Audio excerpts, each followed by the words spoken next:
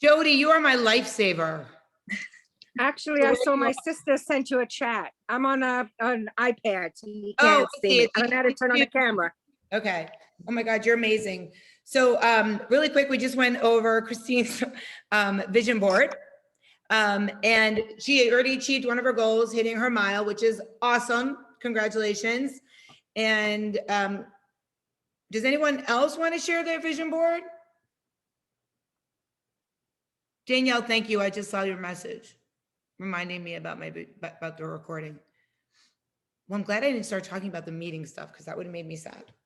Thank you so much, ladies. Okay, so nobody else wants to share their vision board. So next week, I want 2 people, please, to offer up your vision board. I know, Jess, you have your vision boards, but you weren't prepared today, probably. So maybe next time you could share one of your vision boards since something's off of it already. Okay, cool. All right, so I am going to start talking. So the first thing I want to talk about is really quick. The circles on your app don't mean anything if you didn't meet your numbers inside the circles. Remember that. So the circles are a 20% variance. It gives you 20% of whatever your macros are. It lets you get that shout out. So I can pull the reins in and make it 10%. But a lot of people will freak out that they don't get the shout out. And I've thought about doing that. So that could be something I do. I'll let you guys know. But we used to only have 20% variance in the app, and now they're letting it be 10%. Whereas I let you have in grams 10. So if I require 154 grams of carbs and you have right now 30 left, you're going to get the shout out. But if you have 15 left and I bring it to 10, you're still going to get the shout out, but at least you'll be closer. So I think that's what I'm going to do, because I am seeing that a lot, that people are like, oh, I'm getting the shout out, I'm good to go. That is not the case. It is 10 over or under proteins, carbs. It is 4 to 6 fats. And I will say this every day. Which brings me into my first topic. I have no problem hitting my fats. I have no problem hitting my carbs, but holy crap, I'm having a really hard time hitting my protein. I hear it every day. You know why that is? Because we love carbs and we love fats. And that's why we're all here. If we could eat all that crap all the time, life would be amazing. But if we ate all that crap all the time, we would not be internally happy with ourselves. So I want to first tell you the importance of protein. So we're going to talk about protein. Then we're going to talk about how stress affects your weight loss and your cortisol level, and how protein can fix that and help that, and why over-exercising when you're stressed is not the thing to do. So follow with me. So protein is the building block of your muscles, your tissues, and your organs. It helps your body maintain mass and promotes muscle growth when you are training. It is a natural appetite suppressant. Protein is a natural appetite suppressant. If you take anything away tonight, protein suppresses your hunger. Carbs make you hungry. The minute you put carbs in your body, it pushes the cortisol level up and it makes you want to eat. It increases your insulin level. Protein does the opposite. So what I'm going to talk about later, but I'm going to just bring it up really quick, is anytime you eat a carb, you should be eating it with a protein, because it will break down the carb faster and get it out of your system faster with the protein, but push up against it. Okay. So someone said, I'm so sick of eating chicken and tuna. I don't want to eat any more of it. I cannot relate to that, because for 13 years, I eat the same exact thing every day of my life. I'm a creature of habit, and my goals are more important to me than food. But non-meat options, you have dairy, you have PB2, any peanut butter powders, you have eggs, egg whites, fish, shrimp, Quinoa is a protein, but you just have to make sure you have room for it with your carbs. And then there's alternatives. And if you're a shift worker, meaning a bartender or a nurse or a firefighter or a paramedic, and you have a hard time getting your food in, your proteins in because you work overnights or whatever the case is, or even if, you know, you're not a shift worker, but you have a hard time getting your proteins in, you can do BCAAs, which is in my water every single day, all day long. I drink BCAAs all day. And that's your branch chain amino acids. And that helps with your muscle growth, helps with your muscle strength, improves your strength. Whey protein, drinking your protein shakes. Look at your protein shake. If you're not getting at least 25 grams of protein with your shake, switch shakes. Premier Protein, they make them at Costco in the boxes that you can take and go and put them in your lunchbox, which I do. 30 grams of protein. They're amazing. They taste delicious. They have them in so many different flavors. And if you don't belong to Costco, they sell them on Amazon. And on Amazon, they sell them in bottles too, so you can get more. The core protein, you can get 42 grams of protein in one bottle of those core protein drinks. Any kind of egg white protein, the Muscle Man egg white protein, it comes in like a container, it's powder. Plant-based proteins. So back and forth with the collagen peptides. It doesn't count towards your macros, but it's a great protein for your body. But it doesn't have all the BCAAs in it to be considered a true protein. So if you're fluffing your proteins with your collagen peptides, stop. Eat more protein.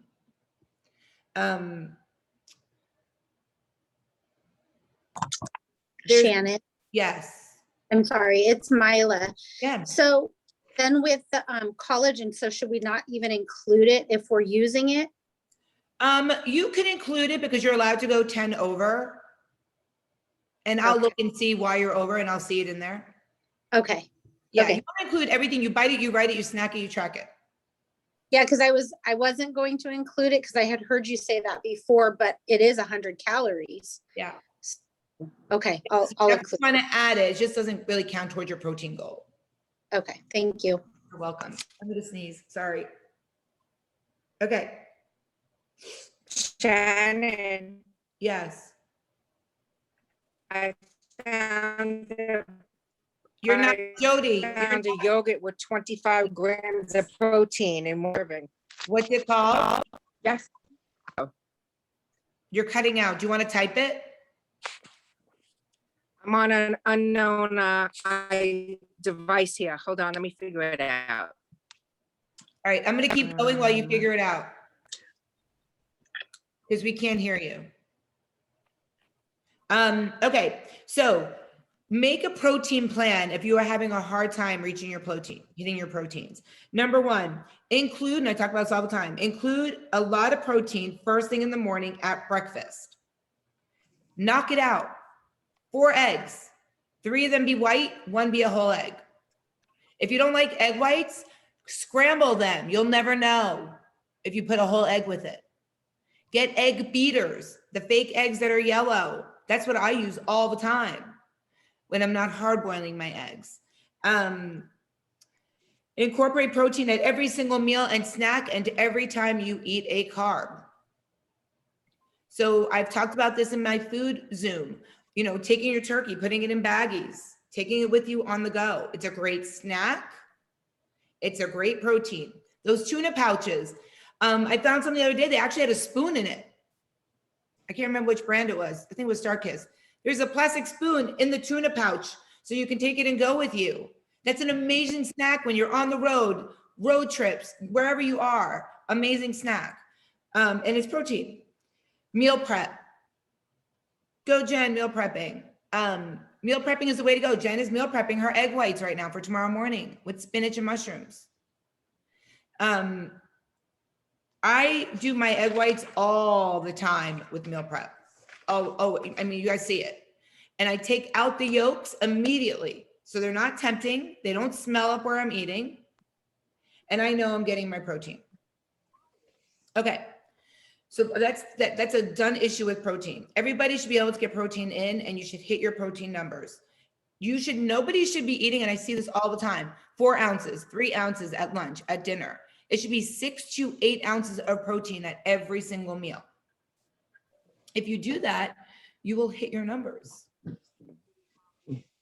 Plan ahead. Joe, did you figure it out yet? I sent it. Oh, okay. Hold on. Oh, okay. Ratio yogurt, 25 grams of protein. Do you know how many, or first of all, where do you get it? Let me guess, Aldi's. No, ShopRite, upstate New York. Oh, well, we don't have that down here. I don't know if we can get that. And it's ratio, RATIO. Let me go take a look at it. Okay. All right. I'm going to let you go do that. I'm going to keep going. All right. So raise your hand if you're stressed, if you have daily stress, if you're stressed in your life. The number one thing that affects weight loss is stress, which falls into sleep, which is number 2. Hold on. Let me just let these people in.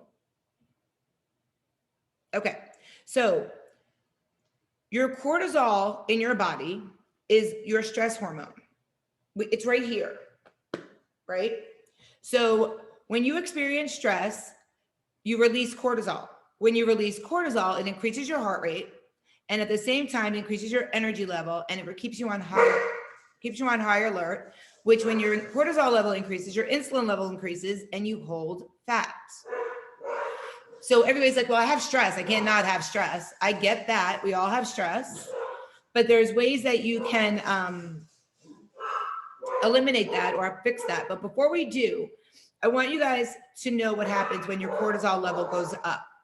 First thing is it increases your appetite. Cortisol stimulates your appetite. It speeds up your metabolism, which is great, except we're hungry. The next thing is cortisol influences your food selection and consumption. Cortisol makes you crave high fat foods and sugars. And that's just because of all chemical things, but you can counteract it. And we're going to talk about that. And then when cortisol level is high, your energy is high and your body needs an outlet for this energy. Unfortunately, when you're stressed, your body holds on to it, which means you're storing fat. Another thing is when you are trying to build muscle, it prevents muscle gain when you're stressed. So a lot of us, what we'll do is we'll say, oh, I'm stressed. I'm going to go work out. I'm going to go lift. It does the opposite effect. So you don't want to lift if you are 100% stressed out. Go take a walk. I wrote stuff down. Take a walk. Do yoga, but don't lift if you are super stressed.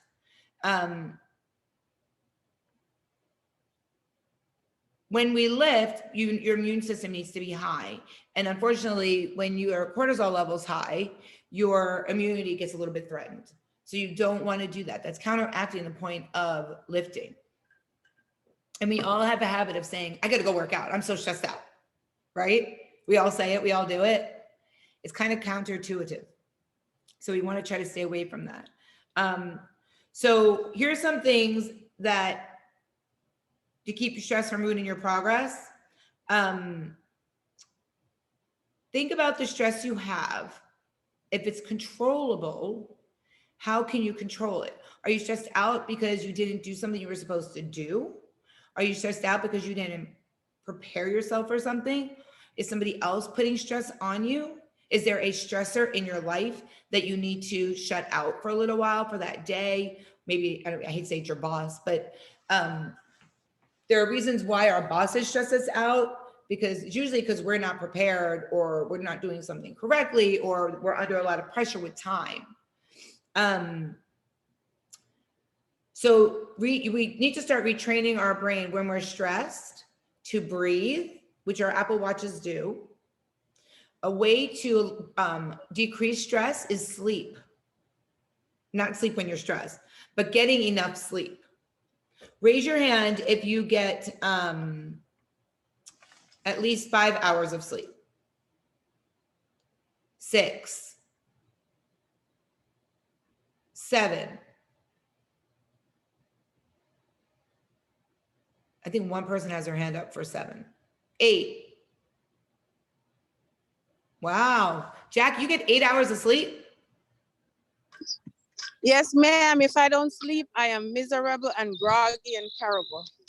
And you're continually losing weight, so that's got to be a good thing. I think Danielle gets good sleep too, wherever she is.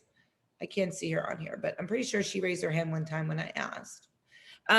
Sleep helps your body balance cortisol levels, and be mindful of your daily caffeine intake. Because if you're a person that caffeine sets you off and you're drinking caffeine when it's close to sleep time, you're not going to get a deep sleep. And then you're not going to fix your cortisol level. So you want to be more aware of what you're doing. A more natural sleep cycle will help your cortisol levels.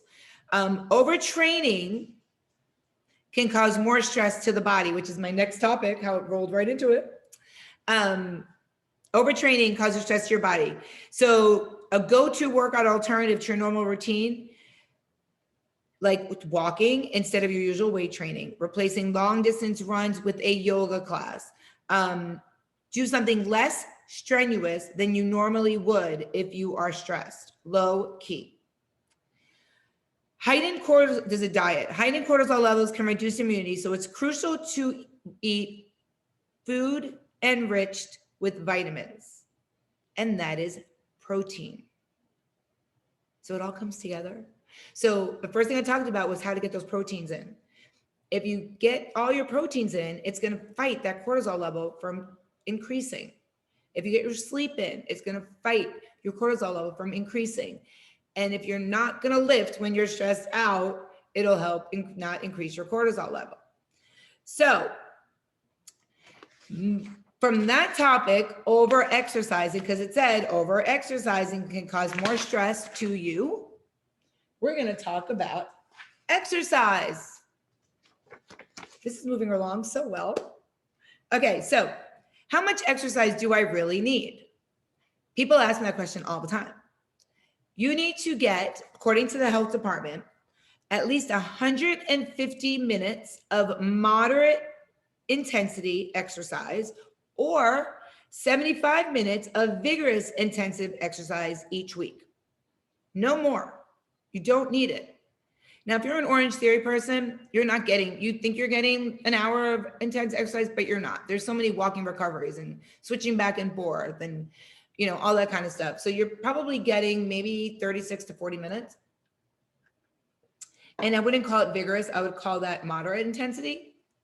So if you break that down, that's like 4 or 5 days a week. So if you're doing that, that's fine. And you can combine them. So here are some suggestions to get those minutes in. So this is cardio, by the way. This is not weightlifting. I should separate that. 150 minutes of cardio in 7 days. And I'm gonna explain that more. So try to spread your physical activity out over several days a week versus trying to get 60 minutes in on the treadmill. Aerobic activities include walking fast, jogging, swimming, and biking. That is moderate intensity. That means that while you're doing this activity, you could be able to speak a few words. Well, I see you guys all at Orange Theory. I know y'all can speak during those blocks. Vigorous intensity means that while you're doing this activity, you will not be able to say anything without stopping for a breath. So that could be like an all out. You might do 10 minutes of an all out in a given week, most of the times. Our all outs are never more than a minute. Unless it was the other day and we had 9 all outs. I love how Jen looks over. And then in addition to the 150 or the 75, and you can do both, by the way, strength activities twice per week, which include lifting weights, working with exercise bands, doing body weight exercises such as sit-ups and push-ups. Notice it did not say anything about core. Core is just there. You can do core every day. Choose activities that work for different parts of your body and exercise muscle groups 8 to 20, 10, 12, 8 to 12 per session. So that's like your lifting session. When you over exercise, and I'm going to get back to that too for exercise tips, but are you exercising too much? I can think of a number of people that are exercising too much that are in this group. One of them actually train every single day, which we need to revisit. I don't think she's on here though. Rest is an important part of training. It allows your body to recover for your next workout. When you don't get enough work, it leads to poor performance, injuries, and health problems. Pushing too hard for too long can backfire. I'm going to list a couple of symptoms of over-exercising. And this is where I always say, do as I say, not as I do, because it's my job. So people always come back to me and be like, well, you teach 7 spin classes a week. Well, it's my job. And I technically eat like 3,000 calories a day. So I try to counter offset that or whatever. So being able to perform at the same level as you were the last time is a sign of over-exercise. Needing to rest for longer periods of time. Feeling tired when you're not exercising and you are well rested. Being depressed is one of the top signs of over-exercising. Having mood swings or irritability. Having trouble sleeping. Getting overuse injuries. Losing motivation. Frequent colds, and having anxiety. Sounds like everybody's daily life, right? So if you've been exercising a lot and you know you have, and we all know when we're over exercising, we're not stupid. You want to get rest. You need to give your body rest. And if you are over exercising, we need to talk because I don't have anybody's macros set for over exercising. So if you're doing it, then we need to talk about that. So how to avoid overtrainerizing? Eat enough calories for your level of exercise, which is why I ask you guys how much you're exercising. Drink enough water before, during, and after exercise. You know when you get exercise, you get like a stitch in your side? Like when you're running and you're like, oh, I can't breathe. I got a stitch right here. Do you ever get that cramp? That's because you're dehydrated. That doesn't mean drink while you're working out. It means drink before. Fuel your body. Aim to get at least 8 hours of sleep. Cut back or stop exercising when you don't feel well or you're under a lot of stress. We talked about that. And rest for 6 hours between exercise or take a full day off. For some people, exercise can become a compulsion. I know you know I'm looking at you right now. This person's probably not going to smile because this person doesn't want to know that that's this person. Oh, he's smiling. Although it's something you do choose to do, it becomes a compulsion. A lot of times we trade off eating for exercise because that was our addiction, and then exercise becomes our addiction. So you need to be mindful of that. If you're feeling guilty or anxious because you're not exercising, it usually means because you're compulsively exercising. If you continue exercising, even if you are injured or sick, if your friends, family, or nutritionists are worried about how much you're exercising, if exercising is now a daily task, it is no longer fun. If you skip work, school, or social events to exercise. You know how many times I've done that? I have a sub for Sunday morning so I could go do a 5K. And if there's guys on here, cover your ears, but if you stop getting your period, that's like one of the telltale signs of your over-exercising. Compulsive exercising can sometimes be associated with eating disorders. If you've ever had an eating disorder and you're now over-exercising because of that, you need to seek help. I can't help you with that. I'm not trained to help you with that. Obviously Mike's home. So I don't know if any of this helped you guys hit home, but the number one thing that I want you to take away from this is that you need to get your protein in. Protein helps with your cortisol levels. If you keep your cortisol level down, it will help your stress, your gaining of weight, getting your sleep in. It all comes together. You need to be healthy to exercise, and you need exercise to lose weight. If you are not losing weight, there's only one reason, and one reason only, because you are not in a calorie deficit.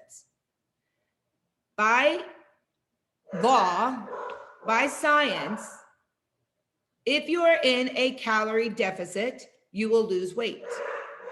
That does not mean you're in a calorie deficit Monday, Tuesday, Wednesday, Thursday. Wow, I'm in a calorie deficit. Friday, Saturday, Sunday, you're not in a calorie deficit. Take the average of all those days and you're not going to lose weight.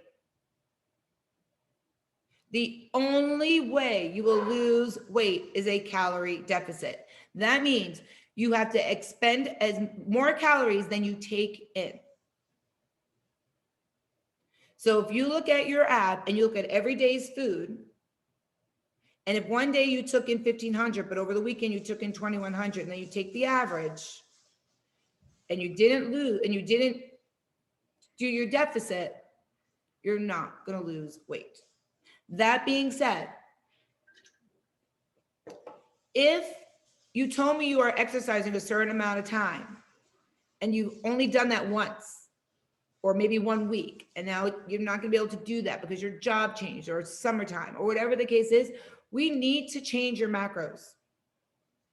Sometimes that means we need to increase them or decrease them.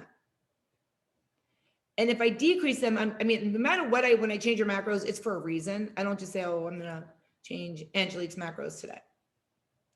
But if you are doing Orange Theory, and I use Orange Theory because I know there's a lot of people in here.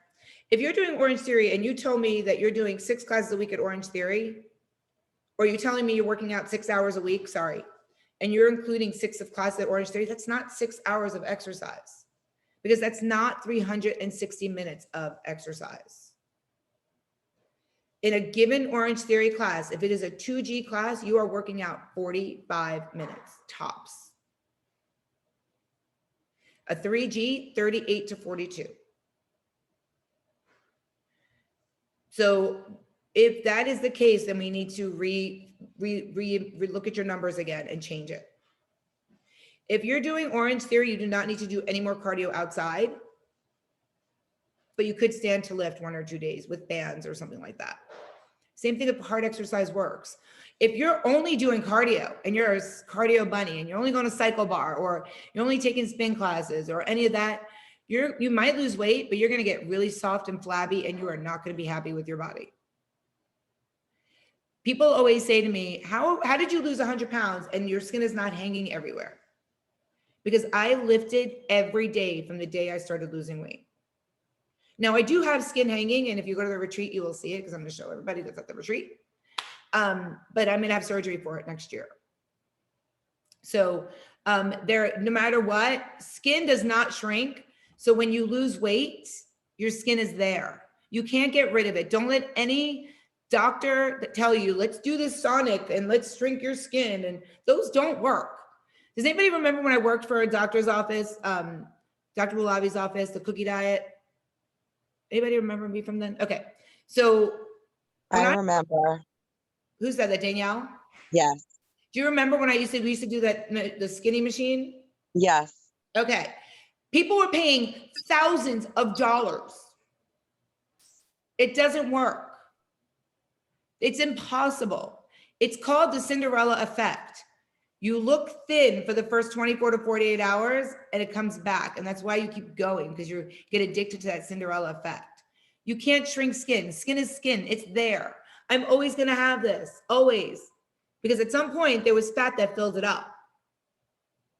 But there's always a way to give you the illusion that it's not there. And there's ways to do that with lifting and stuff. And this is a secret we have to keep in this group. That doctor used to make me lie when I used to take the tape measure and tell people that they lost inches.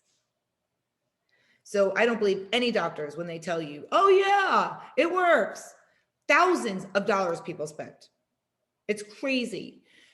To lose skin, you have to have surgery. It has to be cut off. And I'm not against it, obviously, because I'm going to do it. So, all right. Anybody have any questions? Hi, Shannon. This is Tina. I have a Hi, question. Tina. Hi. So on my Fitbit, there's calories in versus calorie out. So my calories out has to be more than calories in. Am I correct? That would Correct. be the deficit? Yep. Okay. Correct. And it could be a deficit of like 500 calories. It doesn't have to be huge, because to lose 1 pound in a week, you have to be at a deficit of 3,500 calories. So if you divide that out by 7 days, it's 500 every day. Okay, thank you. You have a deficit of 3,500 calories. But Shannon, if that's the number that you gave us, does that have the deficit already? Yeah, because I've already calculated it with your exercise. You've already got that in there. So if we're using, because I also have the Fitbit and I'm using that, and so it's the number, like my calories in are supposed to match the number that you gave me. No, so and I've talked about this before. Forget Fitbit, forget MyFitnessPal.